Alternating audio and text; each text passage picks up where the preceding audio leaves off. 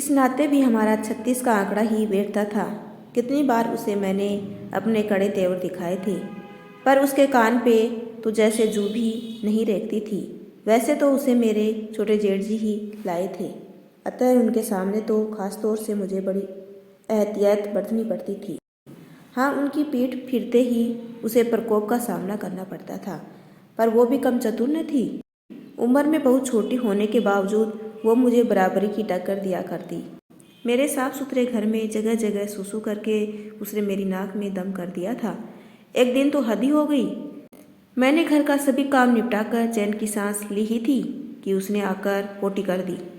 मेरे गुस्से का पारावार न था। पतिदेव ऑफिस तथा बच्चे स्कूल गए थे, अतः मैंने जेठ जी की ओर प्रश्नात्मक नज़रों से देखा तो बड़े ही सहज भाव से मुस्कुराकर बोले, बहू, अभी ये बहुत छोटी है, धीरे धीरे सब सीख जाएगी। मरती क्या न करती। बेमन से उठकर मुझे ही पोटी साफ करनी पड़ी। पिछली कुछ घटनाओं ने जैसे उसकी हिम्मत बढ़ा दी थी।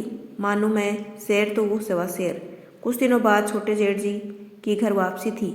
मेरी तमाम कोशिशों के बाद भी मैं जेठ जी के संग उसकी वापसी पक्की न कर पाई, जिसके लिए मैंने अपनी ही कम अक्ली को बहुत कोसा, पर क्या फ़ायदा।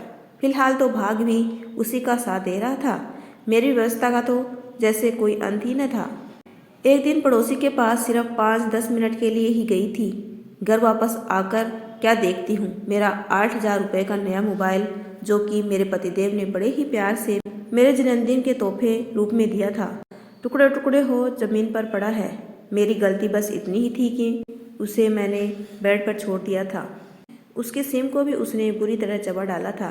अपने प्यारे से मोबाइल की हालत देखकर मेरा दिल भर आया और मैंने मन ही मन ठान लिया कि अब या तो वो इस घर में रहेगी या फिर मैं। आखिर में इस घर की मालकिन थी और वो एक कुतिया। परंतु हे मेरे भगवान, ये मैंने क्या सोच लिया। उसे कुतिया कहने पर तो सख्त पाबंदी थी। मुझे याद है एक बार गुस्से में मेरे मुंह से कुतिया शब्द निकलने पर मेरे ही बच्चों ने कड़ा इतराज़ जताया था। मम्मी, वो कुतिया नहीं है, उसका नाम एंजिल है। और मैं सिसिया कर रह गई थी।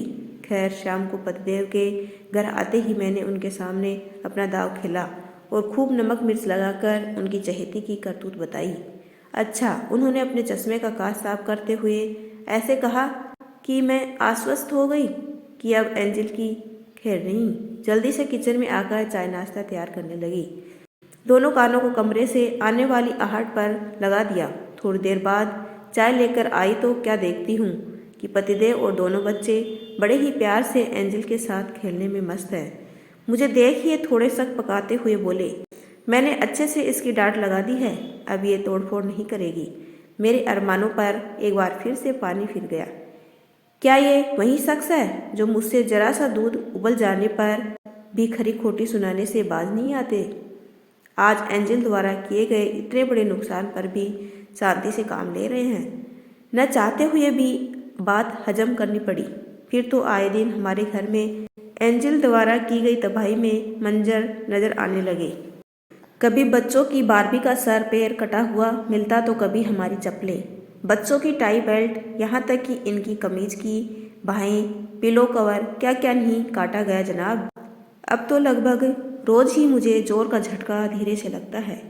तब से अभी तक हमारे बीच का ये शीतयुद्ध जारी है। सब कुछ मेरी नाक के नीचे हो रहा है और मैं चाहकर भी कुछ नहीं कर सकती। अब आप ही मेरे लिए ईश्वर से प्रार्थना कीजिए कि मैं एंजिल के जुल्मों को सहकर भी जिंदा रह सकूं। यदि आपको मेरा छोटा सा प्रयास अच्छा लगा हो तो चैनल को लाइक, शेयर एंड सब्सक्राइब कीजिए। आपका अपना कीमती समय देने के लिए दिल से धन्यवाद।